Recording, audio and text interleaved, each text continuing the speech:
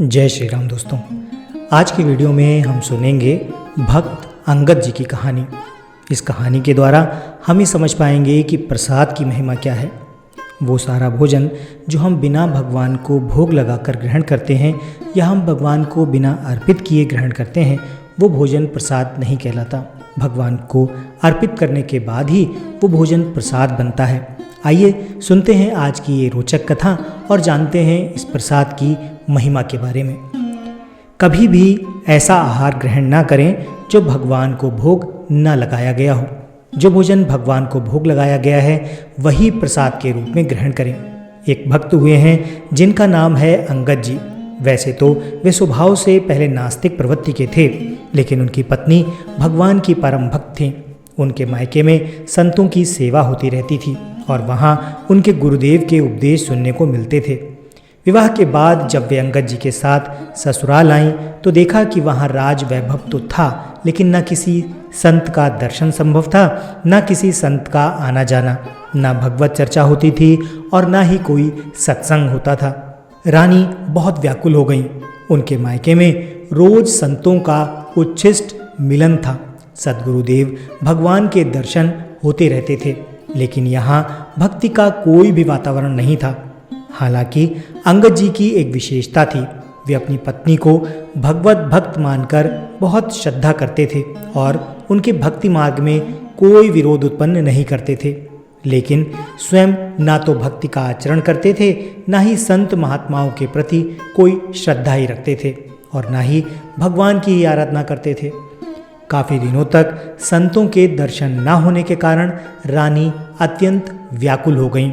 उन्होंने अपने मायके पत्र लिखकर प्रार्थना की कि सद्गुरुदेव भगवान से निवेदन करें कि कृपा करके एक बार हमारे यहाँ पधारें और दर्शन दें, क्योंकि मैं यहाँ से बाहर नहीं जा सकती और मेरे पति संतों के प्रति श्रद्धावान नहीं हैं। जब मायके के राज परिवार ने गुरुदेव से प्रार्थना की तो वे करुणामय होने के कारण आने के लिए सहमत हो गए। गुरुदेव के आगमन से रानी अत्यंत हर्षित हो गईं। उन्होंने चरणामृत ग्रहण किया, आरती उतारी, भोग अर्पित किया और गुरुदेव को आसन पर विराजमान किया। फिर वे धीरे धीरे उनके चरण दबाने लगी। इतने में अंगद जी वहां आ गए और अपनी रानी को किसी संत के चरण पकड़े हुए देखा। ये दृश्य देखकर वे क्रोधित हो गए और संत भगवान से बिगड़ने लगे। रानी के तो होश उड़ गए। इतनी प्रार्थना के बाद गुरुदेव स्वयं पधारे थे और अब उनके पति ही उनका अपमान कर रहे थे, लेकिन गुरुदेव ने रानी की ओर देखकर शांत रहने का संकेत दिया। फिर उठे और वहां से चले गए। रानी ने दृढ़ संकल्प लेते हुए कहा, अब मैं अपना जीवन नहीं रखूंगी। जब मेरे गुरुदेव भगवान का अपमान हो गया तो ना मैं तुम्हारा स्पर्श करूंगी, ना तुमसे कोई वार्तालाप करूंगी, ना ही तुम्हारे घर का अन्न जल ही ग्रहण करूंगी। मैं अपने शरीर को नष्ट कर दूंगी, क्योंकि मेरे ही बुलाने पर मेरे गुरुदेव का अपमान हुआ है। अंगद जी अपनी पत्नी पर अत्यंत आसक्त थे। उनकी ये प्रतिज्ञा सुनकर उनका हृदय व्याकुल हो गया। उन्होंने भी अन्न जल का त्याग कर दिया। जब कई दिन बीत गए तो वे अपनी पत्नी के चरण पकड़कर बोले, तुम जानती हो कि मैं तुम्हारे बिना नहीं जी सकता। कृपया मुझे बताओ कि तुम्हें कैसे प्रसन्न कर सकता हूँ। रानी ने कहा, यदि तुम सचमुच मुझे प्रसन्न करना चाहते हो तो हमारे गुरुदेव भगवान के चरण पकड़कर उनसे क्षमा याचना करो, उन्हें मनाकर वापस लाओ और यहाँ आकर उन्हें भोग लगाओ। यदि वे यहाँ भोग ग्रहण कर लें तो हम उनका उच्छिष्ट पाएंगे और हमारी दिनचर्या फिर से पूर्ववत हो जाएगी। अंगद जी भक्ति भाव से नहीं बल्कि अपनी पत्नी के प्रति आसक्ति के कारण उनके गुरुदेव के पास गए। उन्होंने चरण पकड़कर क्षमा मांगी। संतों का स्वभाव ही बड़ा करुणामय होता है। कितनी भी बार कोई उनका अपमान ही क्यों ना कर ले, लेकिन जब कोई सच्चे हृदय से उन्हें दंडवत प्रणाम करता है तो वे सहज ही कृपा कर देते हैं।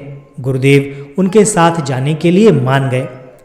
दोनों ने मिलकर उनके चरण धोए, उन्हें भोग लगाया और फिर चरणामृत ग्रहण किया। हालांकि अंगद जी ये सब भक्ति से नहीं बल्कि अपनी पत्नी को प्रसन्न करने के लिए कर रहे थे।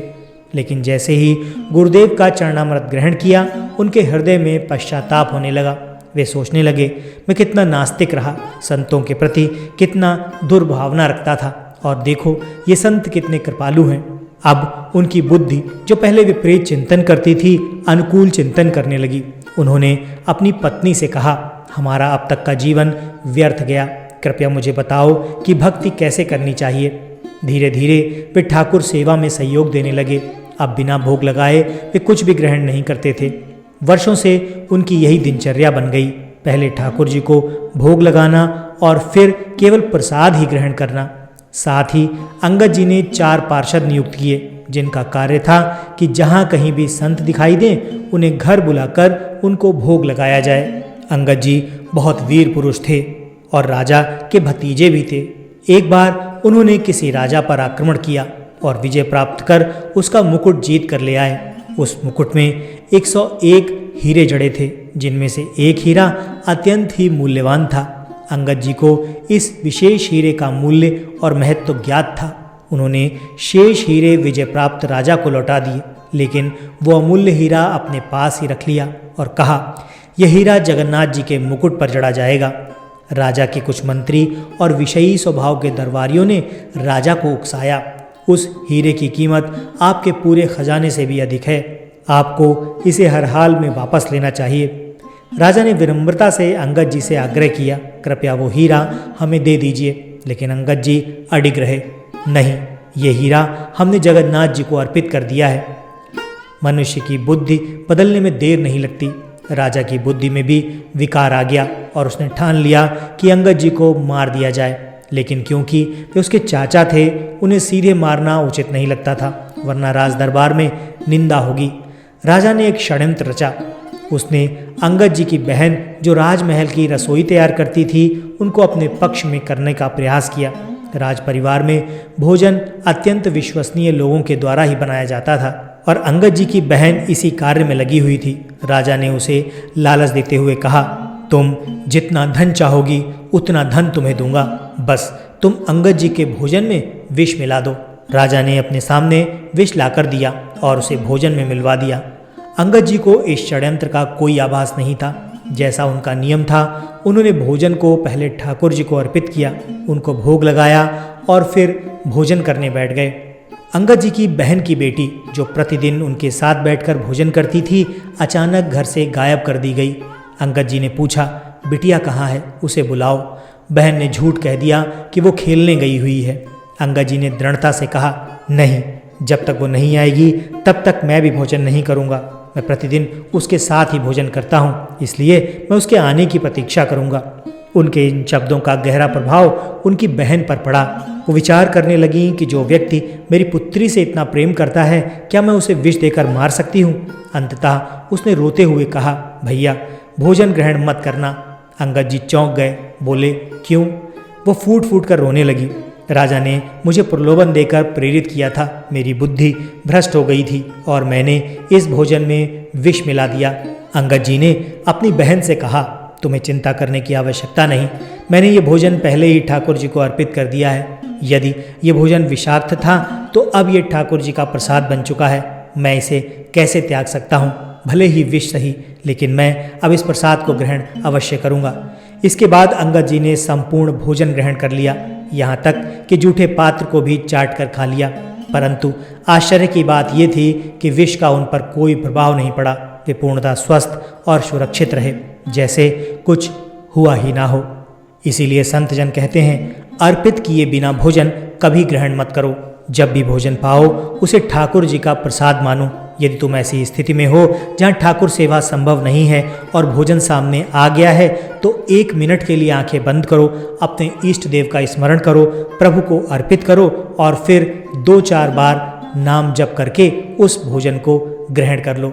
भगवान को अर्पित करने के बाद वो भोजन भोजन न रहकर प्रसाद बन जाता है। बिना प्रभु को अर्पित किए जल को भी ग्रहण नहीं करना चाहिए। ऐसा करने से आपकी बुद्धि शुद्ध और निर्मल हो जाएगी। तो दोस्तों, यही थी आज की कहानी। आज की कहानी में हमने प्रसाद की महिमा के बारे में जाना। अगर ये कहानी आपको अच्छी लगी तो कमेंट करके ज़रूर बताइए। वीडियो पसंद आया है तो इसे लाइक करके चैनल को सब्सक्राइब कर दीजिएगा। हम मिलते हैं आपसे अपने अगले वीडियो में ऐसी ही किसी रोचक कहानी या फिर लोक कथा के साथ। वीडियो देखने के लिए आपका बहुत बहुत धन्यवाद।